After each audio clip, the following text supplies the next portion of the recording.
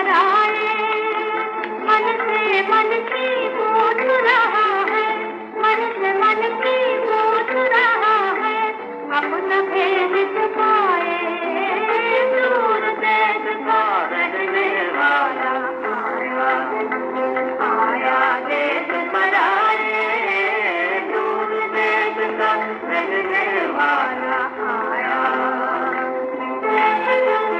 देख उसे एक पेड़ से मैना बोले, देख उसे एक पेड़ से मैना बोले, क्या आओ आओ मुसाफिर, बोलो अपनी बोली मुसाफिर, बोलो अपनी बोली, क्यों इतने घबराए, क्यों इतने घबराए। घोंसला बना रही हूँ, बना सको तो बुला रही हूँ, क्यों न हाथ बटाए, क्यों न हाथ बटाए, दूर देश का रहने वाला आया, आया देश पराए, दूर देश का रहने वाला आया।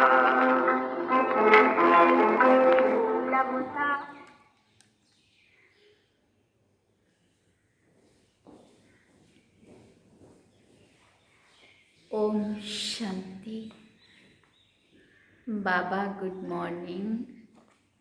आज बाबा के 21 सितंबर 2021 के महावाक्य हैं। बाबा ने सार में कहा, मीठे बच्चे, नाम रूप से न्यारी कोई चीज़ नहीं होती। आत्मा व परमात्मा को भी नाम रूप से न्यारा नहीं कहेंगे, उसमें भी अविनाशी पार्ट ढूंढा हुआ है। बाबा ने प्रश्न पूछा, शिव बाबा को भोलानाथ कहकर याद करते हैं, उसे भोला क्यों कहा है?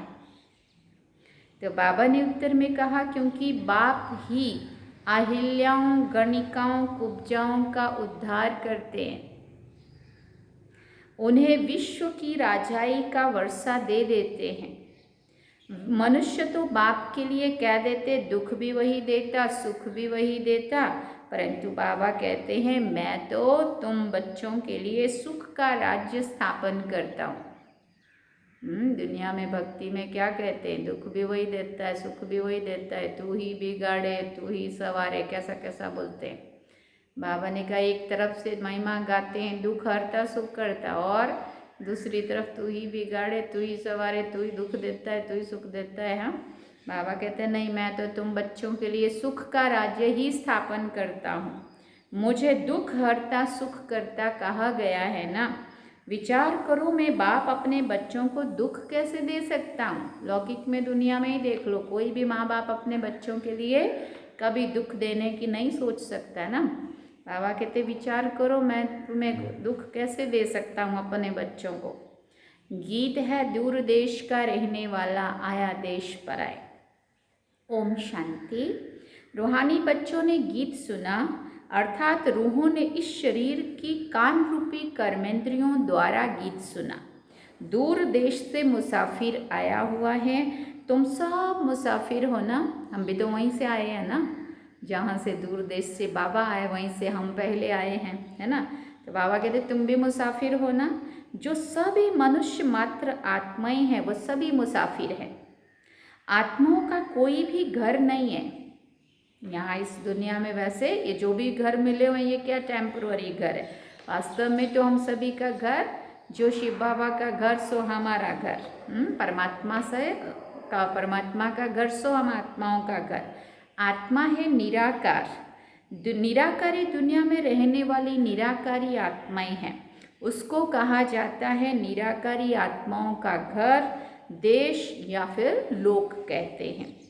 इसको जीव आत्माओं का देश कहा जाता है, जहाँ आत्मा जीव शरीर के साथ पार्ट बजाती है, वो है आत्माओं का देश। फिर जब आत्माएं यहाँ आकर शरीर में प्रवेश करती हैं तो निराकार से साकार बन जाती हैं। ऐसे नहीं कि आत्मा का कोई रूप नहीं है, रूप भी ज़रूर है, नाम भी है। इतनी छोटी सी आत्मा कितना पार्ट बजाती है इस शरीर के द्वारा। हर एक आत्मा में पार्ट बजाने का कितना रिकॉर्ड भरा हुआ है। रिकॉर्ड एक बार भर जाता है, फिर कितना भी रिपीट करो वही चलेगा। वैसे आत्मा भी इस शरीर के अंदर रिकॉर्ड है, उसमें 84 जन्मों का पार्ट भरा हुआ है। जैसे आत्मा निराकार है, वैसे बाप भी निराकार है। कहाँ कहाँ शास्त्रों में लिख दिया है वो नाम रूप से न्यारा है, परंतु नाम रूप से न्यारी कोई वस्तु होती नहीं है। नाम माना साकारी देह पे जो नाम पढ़ते हैं वो नहीं है, बाकी तो कई नाम है। एक तरफ कहते हैं हरि तेरा नाम हजार, कया नाम है लखवी कंकोत्री, गुजराती में बोलते हैं कौन से उससे नाम से आपको लेटर लिखें, और दूसरी तरफ कहते हैं वो नाम रूप से न्यारा है। बाबा कहते हैं ऐसे दो बात तो नहीं हो सकती ना। बाबा कहते आकाश भी पोलार है, नाम रूप तो है ना। नाम बिगर कोई भी चीज़ नहीं होती है। मनुष्य समझते हैं परमपिता परमात्मा नाम रूप से न्यारा है। अगर नाम नहीं तो रूप भी नहीं, देश भी नहीं, फिर तो कुछ भी नहीं हो सकता। बाबा कहते बुलाते भी है दूर देश का रहने वाला परमपिता परमात्मा। अब दूर देश में आत्माएं रहती हैं, ये साकार देश है, इसमें दो का राज्य चलता है। दो का राज्य चलता है मना एक राम का एक रावण का, अच्छाई भी है तो बुराई भी है। कुछ परमात्मा के द्वारा बताए गए मार्ग पे चल रहे हैं, कुछ उसके विपरीत चल रहे हैं। तो राम की सेना और रावण की सेना, जो दो सेना बताते हैं ना, वो भी यहाँ ही है, अभी है। इसमें दो का राज्य चलता है, राम राज्य और रावण राज्य। आधा कल्प है राम राज्य, आधा कल्प है रावण राज्य। ये बच्चों को समझाया गया है कि सतयुग से ईश्वरीय राज्य शुरू होता है। राम राज्य स्थापन करने वाला कौन है? परमपिता परमात्मा शिव बाबा। वो कभी रावण राज्य स्थापन कर ना सके। बाप बच्चों के लिए कभी दुख का राज्य थोड़ी बनाएंगे। कहते हैं ईश्वरी सुख देते हैं, वही दुख देते हैं। बाप कहते हैं मैं बच्चों को दुख कैसे दे सकता हूँ, मेरा नाम तो है ही दुख हरता सुख करता। ये तो मनुष्यों की भूल है। ईश्वर कभी भी दुख नहीं देंगे। इस समय है ही दुख धाम। आधा कल्प रावण राज्य में दुख मिलता है, सुख की रत्ती भी नहीं है। जब से हम देह भान अभिमान में द्वापर से आने लगते हैं तो दुख ही दुख है। बाबा कहते हैं सुख धाम में कभी दुख नहीं होता है। बाप स्वर्ग का रचयिता है, तो अभी तुम संगम युग पर हो। इनको नई दुनिया तो कोई भी कहेंगे नहीं। नई दुनिया का नाम है ही स्वर्ग, वही फिर पुरानी दुनिया बनती है। नई चीज़ जब पुरानी खराब दिखाई पड़ती है तो पुरानी चीज़ को खलास किया जाता है। चाहे मकान हो या कोई भी चीज़ वस्तु जो भी पुरानी होती है उसको ख़त्म कर देते हैं, मिटा देते हैं और फिर दूसरा नया बनता है। मनुष्य विष को ही सुख समझते हैं। गाया भी जाता है अमृत छोड़ विष काहे को खाए।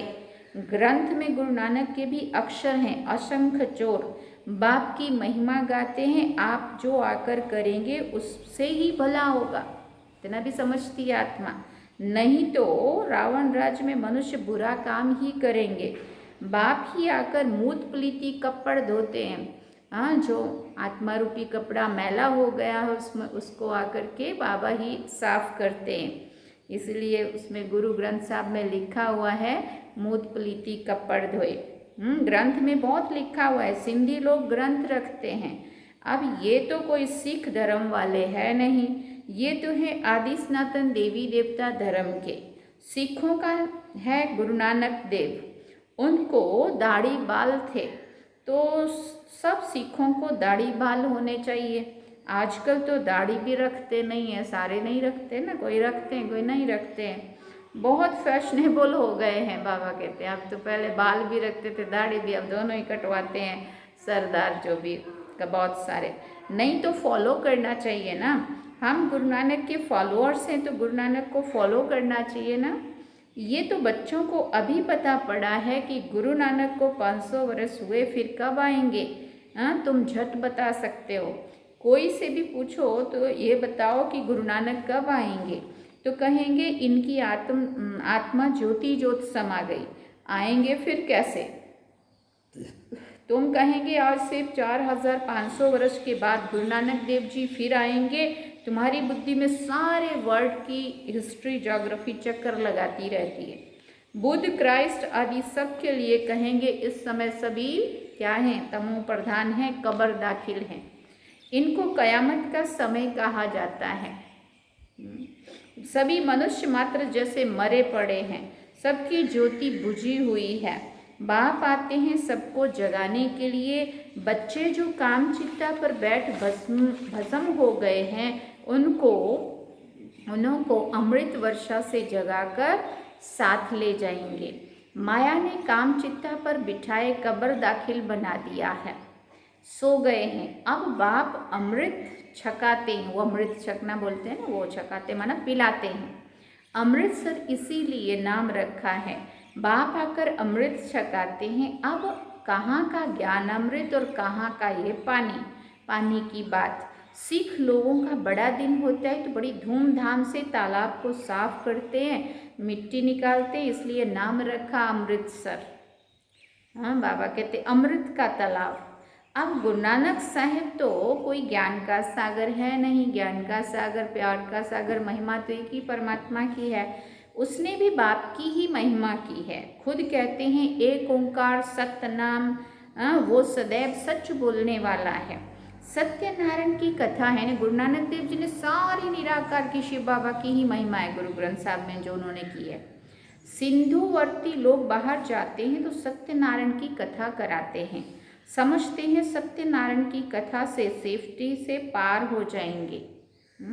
अमर कथा, तिजरी की कथा, कितनी भक्ति मार्ग की कथाएं सुनते आए हैं।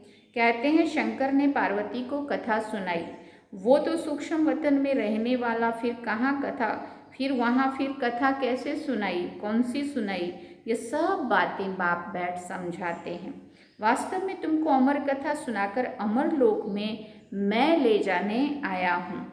मृत्यु लोक से अमर लोक में मैं ले जाता हूँ।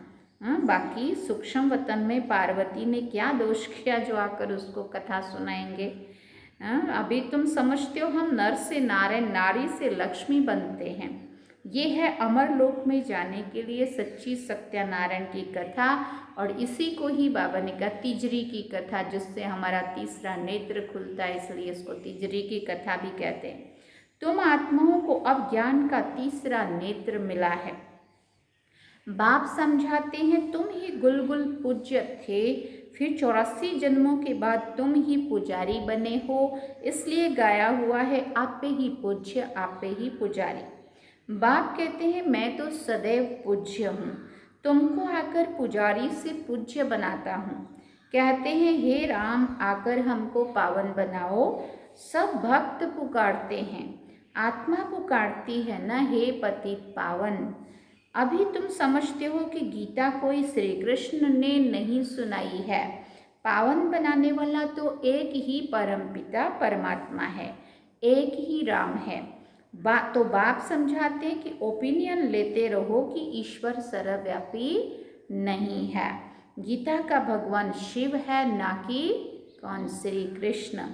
पहले तो पूछो भगवान किसको कहा जाता है, निराकार को या फिर साकार को, क्योंकि श्री कृष्ण तो जन्म मरण के चक्कर में आते हैं, साकार हैं। हाँ, सतयुगी प्रिंस राजकुमार हैं, और शिव बाबा तो निराकार है। तो बाबा कहते पूछो उनको कि किसको कहेंगे, निराकार को कहेंगे या साकार को। श्री कृष्ण तो है साकार, शिव है निराकार, वो तो सिर्फ इस तन का लोन लेते हैं, बाकी माता के गर्भ से जन्म नहीं लेते हैं, इसलिए अजन्मा कह दिया है ग्रंथ साहब में। पहले नंबर गर्भ में आने वाली है श्री कृष्ण की आत्मा।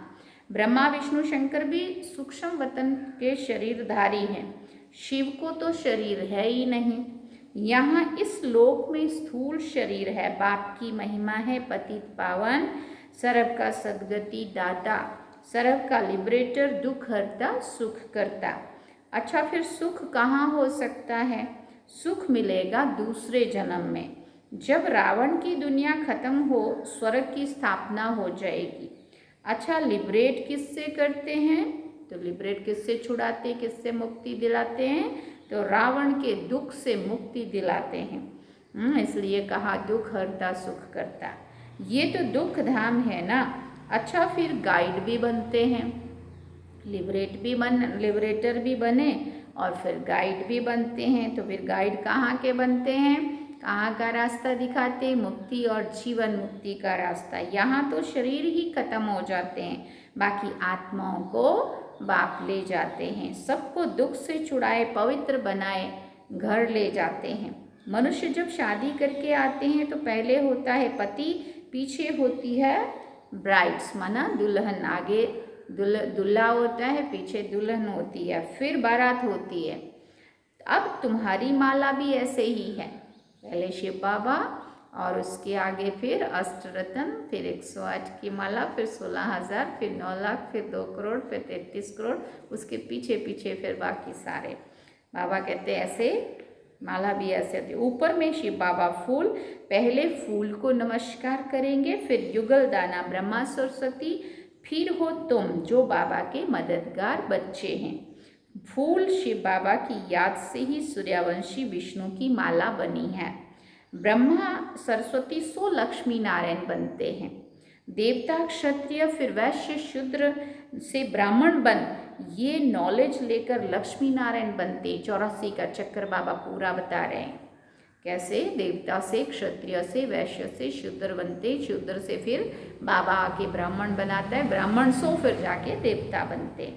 ये माला उन्हों की ही बनी हुई है। ये ब्रह्मा सरस्वती ही राजा रानी बनेंगे, उन्होंने मेहनत की है तब पूजे जाते हैं। कोई को पता नहीं है कि माला क्या चीज़ है, ऐसे ही माला फिरते रहते हैं। 16,108 की भी माला होती है, बड़े बड़े मंदिरों में रखी जाती है, फिर कोई कहाँ से खींचेंगे, कोई कहाँ से। बाबा बॉम्बे में लक्ष्मी नारायण के मंदिर में जाते थे, माला जाकर फिरते थे, राम राम जपते थे। बाबा ब्रह्मा बाबा अपने अनुभव सुना रहे हैं। फूल शिव बाबा है ना, फूल को ही राम राम कहते हैं, फिर सारी माला पर मत्था टेकते हैं।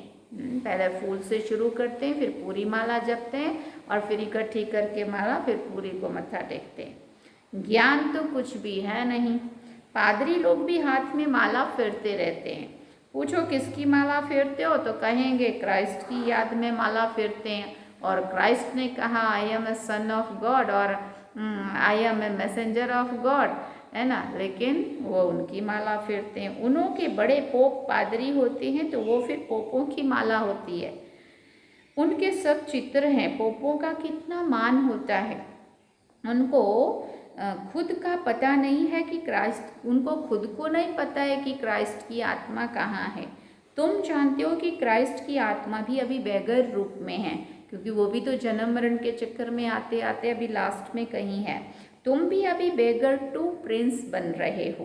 भारत ही प्रिंस था, अब बेगर है, फिर प्रिंस बनते हैं। बनाने वाला है एक रूहानी बाप। बेगर से प्रिंस बनते हो। एक प्रिंस प्रिंसेस का कॉलेज भी है जहाँ जाकर वो पढ़ते हैं। तुम यहाँ पढ़कर 21 जन्मों के लिए प्रिंस प्रिंसेस स्वर्ग में बनते हो।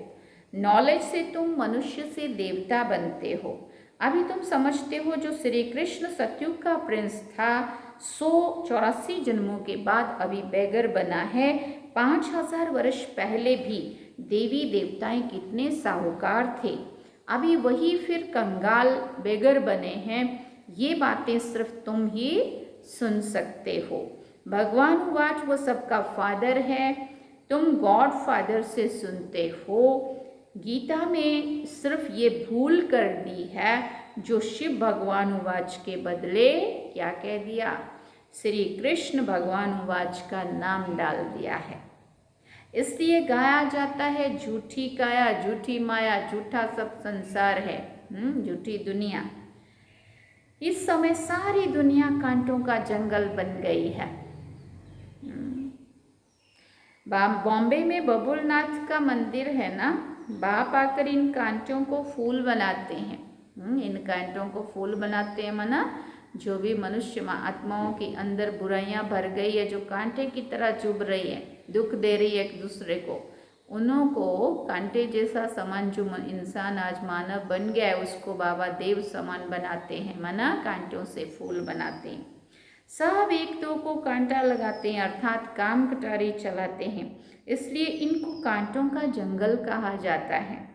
सतयुग को गार्डन ऑफ अल्लाह कहा जाता है, वही फ्लावर्स कांटे बनते हैं। देखो सतयुग में जब हम देवात्मा फूलों की तरह होते हैं, जब हम धरती पे उतरते हैं, फिर जब जन्म मरण के चक्कर में आते, कर्म करते, कर्म जैसे जैसे करते वो भोगते भोगते अंत में आके कांटे बन जाते हैं। फूल से फिर कांटे बन जाते, फिर जब कांटे बन जाते बुराइयों से भर जाते हैं, फिर बाबा आकर के हमें कांटे से फूल बनाते हैं, फिर फूल बना के फिर सतयुग में देवता बना के भेजते हैं, वहाँ से फिर हम फिर उतरते फिर कांटे बन जाते। यही खेल है। बाबा कहते सतयुग में कभी रावण को नहीं जलाते हैं। रावण पुराना दुश्मन है भारत का। तुम्हारी लड़ाई है रावण से, जिसने आधा कल्प दुख दिया है। आखिरी बड़ी लड़ाई भी होगी, सच्चा सच्चा दशहरा भी होना है। रावण राज्य ही खलास हो जाएगा। बाबा कहते तुमको फिर सोने के महल मिल जाएंगे, मतलब ये भारत सोने की चिड़िया बन जाएगा। अभी तुम रावण पर जीत पहन स्वर्ग के मालिक बनते हो।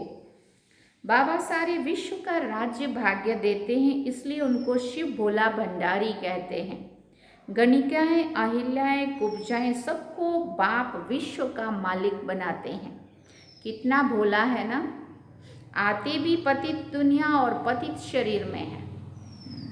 बाकी जो स्वर्ग के लायक नहीं है वो विकारों को छोड़ नहीं सकते। उनको ये बड़ा मुश्किल लगेगा कैसे छोड़ना। ये ना खान पान पे कंट्रोल कर सकते, ना रहन सहन पे, ना बोलवाणी पे, ना विकारों पे, माना किसी में भी वो उनको नहीं होगा, क्योंकि आत्मा इतनी कमज़ोर है और वो आत्मा सतयुगी होगी ही नहीं, इसलिए उनको ये सब पसंद नहीं आएगा। बाप कहते हैं बच्चे अभी ये अंतिम जन्म तुम पावन बनो। ये विकार पॉइजन है। देखो बाबा कैसे बोलते, जो तुमको आदि मध्य अंत दुखी बना देते हैं। क्या तुम ये एक अंतिम जन्म इन्हें नहीं छोड़ सकते हैं? बाबा का प्रश्न है। बच्चे इनके कारण ही तुम दुखी हैं, और क्या तुम एक अंतिम जन्म की भी अंतिम घड़ियां रह गई, आधा जीवन तो ऐसे ही जी लिया। बाबा कहते क्या तुम इस अंतिम जन्म में ये नहीं छोड़ सकते हो? मैं तुमको अमृत पिलाए अमर बनाता हूँ, अभी फिर तुम पवित्र बनते हो। विकारों बिगर, सिगरेट बिगर, शराब बिगर रह नहीं सकते हो। मैं बेहद का बाप तुमको कहता हूँ, तुम इस एक जन्म में पवित्र बनो तो मैं तुम्हें स्वर्ग का मालिक बनाऊंगा। तुम जानते हो बाबा आया हुआ है सारी दुनिया को दुख से लिबरेट कर सुख धाम शांति धाम में ले चलने। अभी सब धर्मों का विनाश हो जाएगा, एक आदि सनातन देवी देवता धर्म की स्थापना होती है। ग्रंथ में भी परमपिता परमात्मा को अकाल मूर्त कहते हैं। बाप है महाकाल। वो काल तो एक दो को ले जाएंगे, मैं तो सभी आत्माओं को ले जाऊंगा, इसलिए महाकाल भी कहते हैं। देवों का देव महादेव, कालों का काल महाकाल भी कहते हैं। अच्छा, मीठे मीठे सिकेल दे बच्चों प्रति माता पिता बाप दादा का याद प्यार और गुड मॉर्निंग। रूहानी बाप की रूहानी बच्चों को नमस्ते। हम रूहानी बच्चों की रूहानी माता पिता बाप दादा को दिल व जान सिकवा प्रेम से याद प्यार गुड मॉर्निंग नमस्ते। थैंक यू बाबा, शुक्रिया बाबा। अब धारणा के लिए मुख्य सार है। पहला पॉइंट, इस अंतिम जन्म में ज्ञान अमृत पीकर अमर बनना है, स्वयं को स्वर्ग में चलने के लायक बनाना है, बुरी आदतों को छोड़ देना है। दूसरी बात बाबा ने कही, अभी पढ़ाई पढ़कर 21 जन्मों के लिए स्वर्ग में प्रिंस प्रिंसेस बनना है। सच्ची सच्ची सत्यनारायण की कथा सुनकर नर से नारायण बनने का पुरुषार्थ करना है। बाबा ने वरदान में कहा, 1 सेकंड के दृढ़ संकल्प से स्वयं का व विश्व का परिवर्तन करने वाले रूहानी जादूगर भव। 1 सेकंड में दृढ़ संकल्प से स्वयं का व विश्व का परिवर्तन करने वाले रूहानी जादूगर भव। जैसे जादूगर थोड़े समय में बहुत विचित्र खेल दिखाते हैं, वैसे आप रूहानी जादूगर अपनी रूहानियत की शक्ति से सारे विश्व को परिवर्तन में लाने वाले हो, कंगाल को डबल ताजधारी बनाने वाले हो। स्वयं को बदलने के लिए सिर्फ 1 सेकंड का दृढ़ संकल्प धारण करते हो कि मैं आत्मा हूँ, और विश्व को बदलने के लिए स्वयं को सारे विश्व के आधार मूर्त, उद्धार मूर्त समझकर विश्व परिवर्तन के कार्य में सदा तत्पर रहते हो। इसलिए सबसे बड़े रूहानी जादूगर आप हो। बाबा ने स्लोगन में कहा, जो स्वराज्याधिकारी आत्माएं हैं वो कभी पर अधीन नहीं हो सकती। जो स्वराज्याधिकारी आत्माएं हैं वो कभी भी पर अधीन नहीं हो सकती। अच्छा, ओम शांति। सार में बाबा ने कहा, मीठे बच्चे, नाम रूप से न्यारी कोई भी चीज़ नहीं होती है। आत्मा व परमात्मा को भी नाम रूप से न्यारा नहीं कहेंगे, उसमें भी अविनाशी पाठ मूंढा हुआ है। अच्छा, अभी हम बाबा की याद में बैठते हैं। ओम शांति।